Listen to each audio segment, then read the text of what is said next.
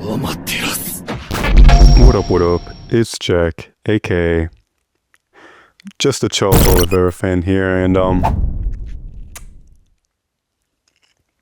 my glorious king has fallen, and I gotta live with that. But what a card! Start off with that. Great card. Started off real fucking strong. Great prelims. Great early prelims. Slow down a little bit towards the beginning of the main card, but let's start off with those early finishes. They were very, very impressive. Starting off with Denise versus Hines. Now, this was a solid fight to start off the cards. It was a decision, but Alvin Hines showed his heart up there. He did a real gritty vet performance, was trying to have his move me moment. Really, he felt like a dad that talks about they could be in the NFL and they got their opportunity to be in it, and he tried to maximize it. Great heart, really good cardio. That's the biggest thing to take away here from Hines in terms of positive. Great cardio, good chin, but Denise just schooled him. It was really just a matter of Denise. Honestly, I'm kind of more disappointed in Denise. I felt like he wasn't really trying. He did good in the beginning, stayed patient. Hines couldn't really land on him good, and he got countered repeatedly, got rocked a handful of times, never dropped, but was wearing some damage. Second round, that's when Denise really started to pick it up, hurted him a lot, started to mix up the shots. I really wish Hines would have mixed up his shots a little bit more. I wish that he went to the body a little bit, maybe threw some more kicks, because in the hands, Denise wasn't doing anything too fancy, but just backing up, using his guard, moving with shots, just overall a solid performance. Started to fade a little bit, but finished strong. Not too much to take away from his fight. Good performance by Denise. Kind of expected him to go for the finish more. He kind of felt like it was a close control, but nonetheless. Moving up the card, Jacoby Smith. Now, this fight was not quite what I expected, because in the first minute, Jacoby Smith runs across the octagon, grabs him, rocks him, and can just finish him on the ground, but decides, fuck it, let's just take him down. Has a great first round, rocks him on the feet, just about finishes him. I think he genuinely could have just kept punching him against the fence and knocked him out, but decided to take him down. Good. Second round, though, looked fucking gassed. I mean, Nico Price started to land good shots on Jacoby. It wasn't to the point where I thought he was going to lose by any means, but it wasn't what I wanted to see. But when he did get the finish, it was very slick. Got the takedown, felt like he was kind of desperate for it, but when Nico Price was coming up, Jacoby Smith was a slick ass back take into a rear naked choke. Not the only one of the cards we'll get to later, but good performance by Jacoby Smith. Very skilled, very high level for sure, but has a lot he needs to work on, and that cardio is kind of going to make me nervous, especially as he moves up the division. Moving up to the prelims, Terrence McKinney. Also, sorry if I'm rushing real quick. Not a big moment. This is a really good card. Great card to finishes, and tears just about drying up now. We're starting to. Terrence McKinney. Not gonna lie, I took a shit during this bathroom break time. When replay, McKinney got the submission. I'm not super surprised. Borshev is kind of the perfect person for McKinney to do his usual run and gun glass cannon first round finish. He can get hurt. He's pretty chinny. He's pretty small. Doesn't have great power. Not good grappling. Just about what I expected. Good performance though. Usual Terrence McKinney things. He will then go on to get flatline out cold by a prospect. Moving on, Vivian Araujo versus Tracy Cortez. Now, I'm not going to speak on this fight too much, as it was a lot of ass, and all that came from Tracy Cortez, not because she was bad, because she wore the booty shorts. Good performance by her, though, better than I expected. I said it was going to be kind of a very close coin flip whatever fight, but Tracy Cortez just out-grappled her. Was smarter, did pretty okay on the feet. Vivian just looked old, which is kind of what I expected, but good performance overall. Moving on. Jose Delgado versus Haider Emil. Now, this was kind of the start of devastating finishes. I mean, we had some great finishes, don't get me wrong, up until this point, but this is when we started to really see the brutality of this card. Because if there's one thing you say about this card, it may not have the most stacked card, but Jesus fucking Christ, was this card fucking amazing. Besides the main event, Jose Delgado just knees Haider Emil. Haider Emil just kind of recklessly goes forward. Jose Delgado, I saw in his fights on his amateur fights. He fights really good on the back foot, and he even get finishes on the back foot. I didn't expect him to just wasn't a flying knee. He more so grabbed his head and pulled him into a knee in the first round. Didn't quite expect that, but great performance by Jose Delgado. It was very quick. I didn't expect it to be that soon in the first round, and before that, Haider Emil's coming forward, doing good, rocking. I mean, just coming forward. I mean, it's kind of what I expected. Jose Delgado, not too much to say. Landing knee up the middle, took advantage. Haider Emil coming forward, put his hands up. Great performance, good prospect. Keep an eye out for him for featherweight, and yeah, moving on. Somehow this wasn't the most brutal finish of the card. Jack Hermansson versus Gregory Rodriguez. Now before this, I was undefeated 4-0. This was a great pick, because hear me out. Jack Hermansson was busting Gregory Rodriguez's face before it, and he was rolling with shots really well. Now, am I too surprised this happened? Not really. Jack Hermansson does a really good job of defending shots at range and when he's not throwing. The problem is that when he punches in combination, he likes to drop his hands, and he likes to do it in the pocket, right? He's not someone that just shoots from long range, maybe tries to sandwich for the kicks. No, when he's in the pocket, he will leave his hands down, and when he's doing exits as well, which is unfortunately what happens. Before this, it was a pretty tit for tat. Jack Hermansson didn't even feel like he was hitting Gregory that hard. Just a jab started to bust up his cheek. He had 2 cuts on his forehead, to the temple areas where the corners start going back, and overall it just didn't look too great.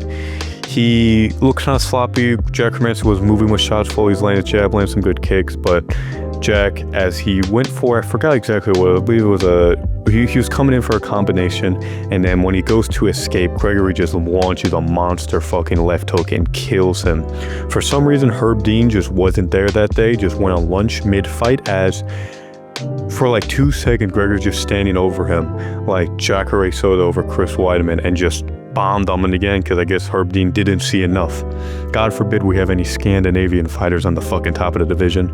But good one for Gregory Rodriguez. Fun fact, Jack Hermansson for the last 6 years hasn't had a single back-to-back win. So all I'm saying, if you put him against Tom Aspinall next, I know who I'm betting on. Moving on to the main card, Peyton Talbot.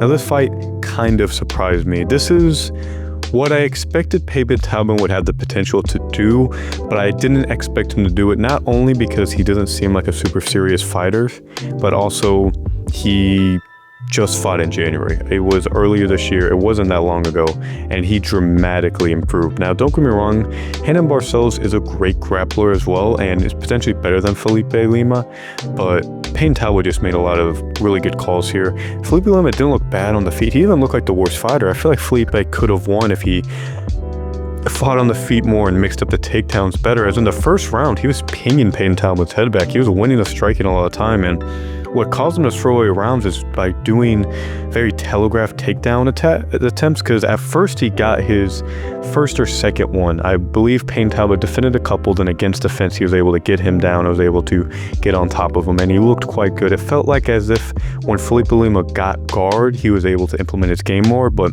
Peyton Talbot was just doing a really good job scrambling, really good attacking different submission, attacking the hips, just never really settled, and it helped out. And as the fight went on, you can feel that Peyton got more confident. It almost felt like in the beginning, Peyton still wasn't too sure if he was just going to get controlled and dominated again. And you can see he started to emote, started doing the hands up, started to play with Felipe. And it felt like Felipe felt really demoralized. You felt an energy shift. Something about the way he wears it on his face. He looks like Cameron Simon with testosterone, but he just looks so sad. I don't know why he was so fucking sad in the corner. But he was just throwing away rounds. Third round, it was 1-1. He's doing good, but then just goes for shitty takedown attempts, and just gets controlled, get reverses at the end in a fight where Peyton Talbot didn't look incredible on the feet. Don't get me wrong, he was winning a lot of exchanges, and as he got more comfortable, he was doing better, but he wasn't really rocking Felipe. Hit him with some decent shots, but nothing of notice, nothing of substance that really swayed the round either way. Really, he landed his best shots in mount reversing on Felipe Lima and landed some good shots, and towards the end started to aura for him, had to get the TikTok in there somehow. If he's going to win and he's not going to finish, he is going to sit on Felipe's fucking face. He's not beating any allegations. But nonetheless, great performance by Payne Talbot. I'm quite impressed. I hope they don't rush him up though, as I'm not too sure how much farther he's going to go before he hits a roadblock again. He's young. I hope they take him slow. I hope they give him some more up-and-coming talent, let him build and test himself, explore himself, especially get more comfortable on the feet again, because I'm still not confident that as he goes up, that if Payne Talbot was to get to the top 15, he's going to be able to land these type of shots. He's someone that I could feel that a Marcus McGee, that I forget his name, but the guy that beat Adrian Yanez, these type of guys are still going to be able to be veterans, push him against the fence, kind of ride out the round, stuff like that. So I'm hoping Payne Talbot is able to take his time in his career, build up some more offense on the feet, more tools, and yeah, but still great performance, great fight. Moving on to Beneil Dariush versus Renato Money Moicano. Now, I got this fight wrong, and I'm not too surprised by that. I felt that Renato Moicano and Beneil, they're very similar types of fighters in terms of strategy, but different execution. Renato's a little bit longer on the feet, uses his jab more, doesn't rely on overhands, big shots, more straight shot fighter, uses good kicks, and counter grapples a little bit more. He's not the best at just shooting a takedown. It feels like against elite competition, he's better at taking advantage of bad moments. So like Benoit Saint Denis, the body kicks, the few times he got good position because Beneil was defending a takedown and coming to the back or taking advantage of a scramble, but Beneil just outworked him. First round was close, competitive. It felt like they both had their moments. Beneil is very tricky on the feet, and where he does his best work is also where he's most likely to get caught, or he's hanging around the fence. He was able to land good hooks on Renato Moicano on the feet, but nothing too crazy. What really felt like the best thing for Beneil on the feet was the body kick. It was really, especially as Renato started to fade during this fight, he really was able to build off that, and he did good vet moves and overall outdogged him as well. He got dropped in the first round, and I thought it was over at first because he got dropped bad. He got dropped on one leg. Renato with a right hand down the pipe, great shot. Drops him at the end of a very close round that I could have gone either way, if not towards Beneil, and just snatched it at the end. Renato looked good. I felt like the thing was going in his favor. But round two, man, I think Renato made a big mistake where Beneil was able to get an early takedown against the fence and just rode out control on Renato. I always wondered, what if Renato didn't get subbed immediately against Islam? How would that fight go on? Just because it seemed like it was starting to get interesting on the feet a little bit. Don't be wrong, I still expected Islam to win. But after seeing this now, I definitely feel like Islam just would have just kept taking him down and controlling him if he wasn't able to get a submission. But yeah, Beneil just looked great. Third round, Renato, I felt like he was trying to catch his breath, but he looked more exhausted. It really felt like he just couldn't. I know he was that shoulder injury. You kind of see his bones sticking out, so maybe that's why he wasn't hitting his right hand. But Beneil gave him the chance to land big shots as he would hang on the fence.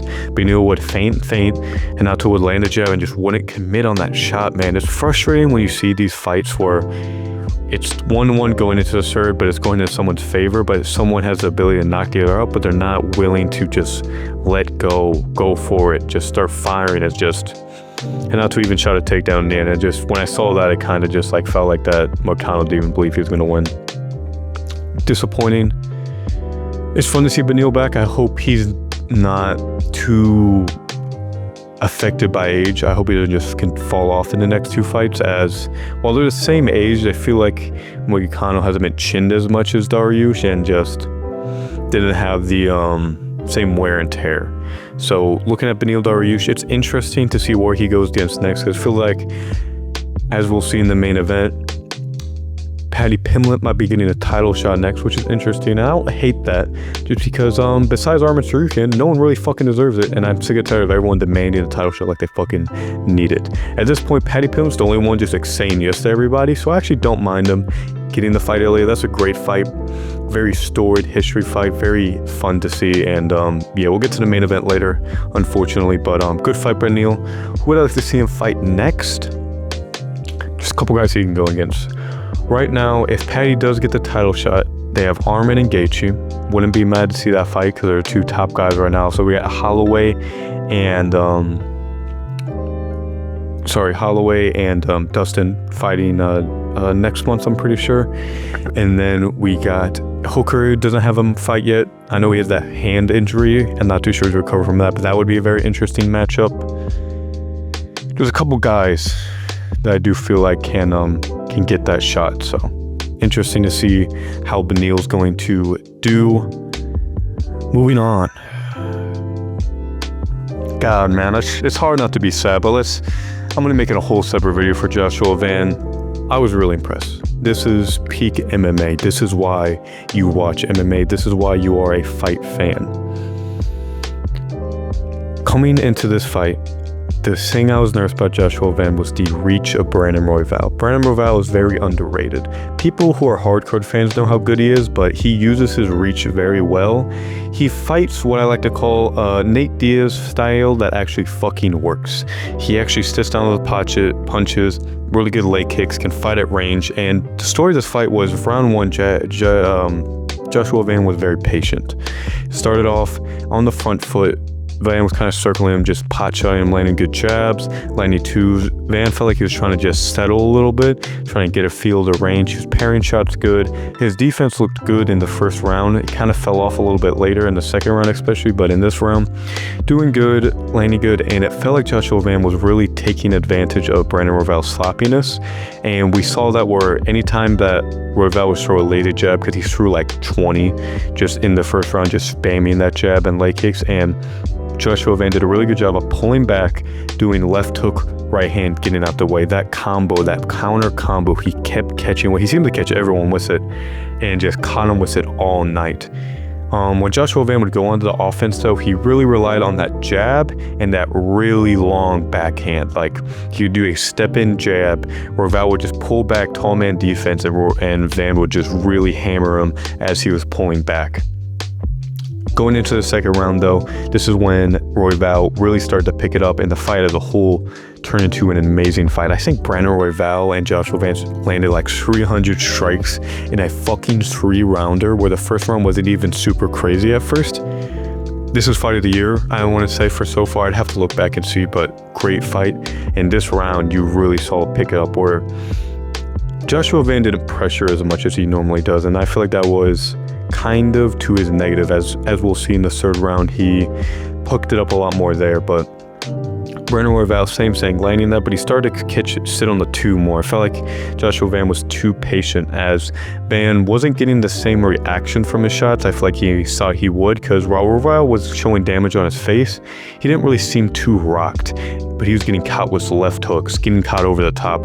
Van was landing the harder, better shots, but Royval's volume was crazy. 1-2, 1-1-2, 1-2, 1-2, 1-1-2, left hook, right hook, blade kick, just combos after combos. And Joshua Van at some point felt like he just stopped moving his fucking head. Like, he would just get caught over and over again, but then it would land a harder shot. It was kind of like 5 Brandon Royval shots to 1 Joshua Van heavy shot. And it felt like the momentum was shaving into Brandon Royval, where Joshua Van looked very good, but overall Brandon Royval was outworking him. And in the third round, Joshua Van made an incredible adjustment. I'm going to break down this more inside the dedicated video to Joshua Van, but the knee stomps that he figured out in the last minute and a half really took an effect on Brandon Royval. Like, immediately stomped his knee, and Royval just stumbled back, and he went to go in again, stomped it again, and he just felt like he figured out Brandon Royval in that last second, which it felt like Royval was really trying to put a cherry on top. As a big thing that happened in this fight is that Joshua Van would land a good shot, and Royval would just fucking gun at him, just 1-2 immediately, go for him right off the bat. But eventually Joshua Van would then drop Brandon Royval in the last 10 seconds, sealing the fight in his, it was poetry in motion. It was a beautiful fight. In a fight where someone needed to really pull ahead in an incredibly close fight that was back and forth, such a high level boxing, one of the greatest boxing focused fights I've ever seen. Greatest one at flyweight, I'd have to say, up there with Figueiredo and Moreno. The first fight, the best fight. He drops him, I believe it was with the right hand last second, seals it. You can really see, I feel for Brandon Royval, you really feel for him, because you could tell when he stood up that it fucking hurt, man. You could really see it. because he literally came and was like, fuck. You saw how frustrated it was, man, and I'm frustrated for him because that was a great fight. Brandon Royval shouldn't feel bad. Joshua Van just is that guy, improving in the cage, and he's 23, man, and he seals that title shot. I mean, no one's gonna take it from him. No one's really, besides Royval, there's no one really there to challenge him for it. But God, that was, seeing that, this card really did a good job of setting up fights. It was good to see this going into the next fight where Alejandro Pantoja did better than I expected. My prediction was for this fight is the first 2 rounds went how I expected. Pantoja's gonna start off, take his back immediately. Happens at Kai Kara-France versus Askar Askarov, Amir Al-Blasi. He just gets his back taken. He doesn't get, he's hard to take down, but taking his back is a little bit easier. And Pantoja took it down literally the first 30 seconds. Landed a flurry of shots, hit Kai, kind of rocked him a little bit, ducked under, took his back. Kai started to stand up. I said we were going to get out of it, but got tripped out. Pantoja's just a different level of BJJ. Not the greatest pure wrestling, but in terms of pure BJJ, it's hard for me. Before, I'd say Olivera was him, but at this point, I think you definitively have to put Pantoja there. But after that second round, Pantoja seemed like he was trying to conserve his energy more. I think he knew the risk that Kai Kara-France has throughout the fight and took it a little bit slower, didn't just go for it again. Because I noticed that in the Royval second fight, I believe it was the second fight, not the third fight, I forget how many times they fought, but in the most recent one, he took down and controlled Royval a lot, but started to really gas hard towards the end of the fight. So I think he was trying to just be patient. And he was looking really good on the feet. Kai never landed anything of substance against Pantoja. Pantoja was landing great body kicks, catching him at the strikes. Kai would, when he threw his shot, he would dip super low. And I said this in the breakdown, he fights better against tall opponents because he swings so high, like literally like a baseball bat. He swings over opponents, and it just didn't get close to Pantoja. And Pantoja would just hit him on the guard, just stand over him, and just landed good shots, good teeps to the body. Just a good second round where he just outstruck Kai. And I believe he took him down for a second. He just kind of bullied, just kind of ran over him, and then Kai got up later. But and then third round, just same thing. He just super smart. A big critique I've had against Pantoja over this is that while I understand how skilled he was, I felt that his dogness that he kind of has pre-built into him kind of worked against him sometimes, where he'd gas out, he'd be sloppy, he'd lose exchanges he didn't need to. But it feels like since the Kai Sakura fight especially, he's really just had that championship level up, that boost that guys get when they get the belt. Just a different level, just a level of confidence too, a level of composure that I just haven't seen. He just feels like he knows he's better than these guys. So him against Joshua Van, now that is interesting, because Joshua Van I'm super excited for that fight. And them coming into the cage, they're respectful, they're nice, but you can tell Joshua Van is quite soft-spoken. But I think it's going to be a better fight than people are saying. Now, is Pantoja take down and control Van? For sure. And I do hope that Joshua Van takes his time. I hope he doesn't literally fight him in a month, because I think they both could literally fight next week, call it a day. But I'm hoping they take it, do the end of the year, give him some time, because it's one thing to defend the one Japanese guy, discount what's his name, Tetsuya Taira. I forget his name. It's one thing to defend those guys and Bruno Silva's takedown. It's a different thing when Pantoja's on your fucking back and he just gets the round. So great fight, great build-up. Very excited for that. Really the peak of the card for me. Let's get into Charles Olivera versus Ilia Topuria. This little fucking menace, dude. I swear to fuck. I'm a big Volkanovski fan, but I'd already seen him get knocked out by Islam, and I almost felt that it's okay. He had his 5 title defenses, looked great against Islam. It's his time. If Ilia wins, I came to terms with it. Then he got flatlined out cold in 2 fucking rounds and walked off KO'd. Well, not walk off. He decided to punt his fucking hand when he's on the ground. And it hurt. It hurt more than I expected. I thought I was going to be okay with it. And then he knocks out Max Holloway, and that one didn't hurt as much. I'm a Holloway fan for sure, and I didn't like seeing it, but I kind of wanted him to win because I knew for the purpose of the sport, having someone like Ilia, who is as I'll get into later, genuinely one of the greatest fighters of all time. He's top 10 all time. You could say top 5. I'm not mad at it. I'll have a whole video discussing on what my GOAT criteria is as to why I think that fighters like Demetrius Johnson, Jose Aldo, Anderson Silva, a lot of these long title reigns can be overrated because these 3 wins back-to-back are the greatest 3 wins of all time. Henry Cejudo's had some asterisks. You can say Volk came back too soon, but like looking at what I've seen so far, there's nothing that would make me think that he would just delay the inevitable. Max Holloway, same thing. Max looked great. I think that's the best Max Holloway ever. He looked really fucking good. The knee stomps, the boxing, he looked really solid, just got caught. He's just too fucking good. I don't know, he's just too good. He's the greatest striker of all time. He's just the best striker of all time. And then against Olivera, started off, Olivera came forward, hit him with a decent shot, came forward, starts striking with him, and every time a punch was thrown by Olivera, my heart just like sunk. I had the Jaws music playing in my head as this little gremlin has the fucking nerve to look me and us as MMA fans with that cheeky fucking smirk. You know what I'm talking about, and that shitty laugh. Poor Charles, poor Charles, poor Charles. Shut the fuck up, you dumb little fuck. Sorry.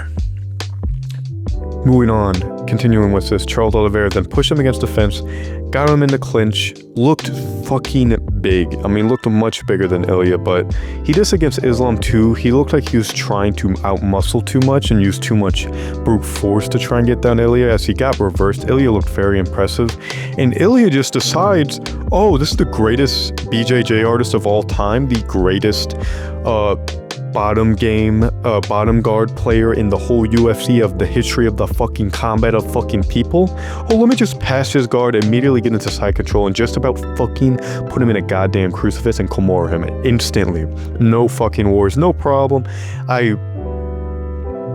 don't know. Eventually rotates, Olivera goes for a leg lock, doesn't get it, gets decently close, but made the space needed to get out to the position, which good to see.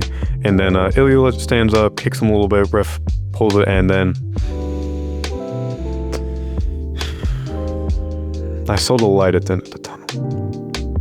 Everything just went slow. I didn't know what was going on. I looked around my room. My girlfriend was asleep, and everything just went quiet. Everything just seemed peaceful. I felt like my life. I was thinking about Olivera beating Chandler, me stomping up the stairs, up to the room, gloating to my brother. I did it. We did it. Charles Du Bronx, the champion. I saw him beating Dustin Poirier, choking him out. Justin Gaethje knocking him down. Who's a quitter? Chokes him out, and sorry, just it hurts to see, man. And just Olivera goes for a right hand. He's done it a million times before. It's not.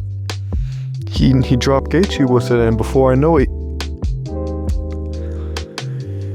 Ilya weaves out this, moves his head. I didn't know lightweights can move their fucking head, and just bombs on Olivera and puts him out immediately. The right hand he lands on Olivera. You see Olivera's lifeless corpse falling down. His hairline somehow went back 3 more inches just to fucking ruin it more. Left hook.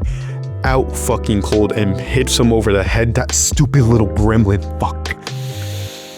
Sorry, I need to keep my composure. It's hard being a fan of anyone in Ilya's division. God forbid.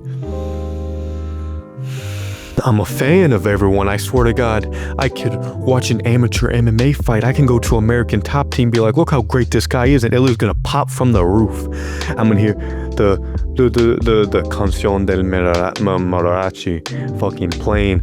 No. Fucking dumb fuck had a nerve to come out to the air. Mi Canción just fucking comes in and just right hook, body shot, uppercuts, just flatlines him out cold and just smirks and leaves. The little dumb fuck. Listen here, buddy. If you don't flatline Paddy Pimblett, if you lose to Paddy Pimblett, if you knocked out Volkanovski, Holloway, Olivera back to back, and then lose to Paddy fucking Pimblett, I will find you. And I will run you the fuck over. I don't care what it will take. I will lay my life down. If it means getting the fuck rid. If you better flatline Islam Makhachev, you little dumb little fuck. You little smirking I'm sorry. If I'm being serious though, if I'm, actually being serious, he is genuinely one of the greatest fighters of all time. We have to put him in that echelon. He's greater than Khabib. I think you have to say that. He's pound for pound number one. Islam didn't do that to him. Islam didn't do that to anyone besides Volkanovski like that. And thinking about what he's going to do, it looks like we were going to see the Paddy Pimblett fight, which I think is interesting because Paddy Pimblett actually does pose a interesting style against Ilya, purely because he is long, uses kicks, competent in grappling. Not the greatest takedown defense, but I think this will be an interesting fight on the feet where Paddy has a very good chin. Olivera has always been seen as chinny, but felt like he never got KO'd like this. He always had a fighter's chance. He'd get dropped, he'd get back up, but didn't quite have it in this fight as we saw. But I feel like Paddy will make it interesting, take it to the later rounds, and I'm excited to see that. Hopefully they make that fight soon. And overall, this was an amazing card. This card, in my opinion, was underrated. As you can saw by my YouTube short, check it out. It was a great card, great finishes, brutal fucking card. I think that's the thing to take away after coming, just a brutal card. Shout out Ilia Topuria, great fighter, great champion. And hope you all have a good one. Breakdown for Joshua Van will be coming out soon. Anyway, have a good one. See ya.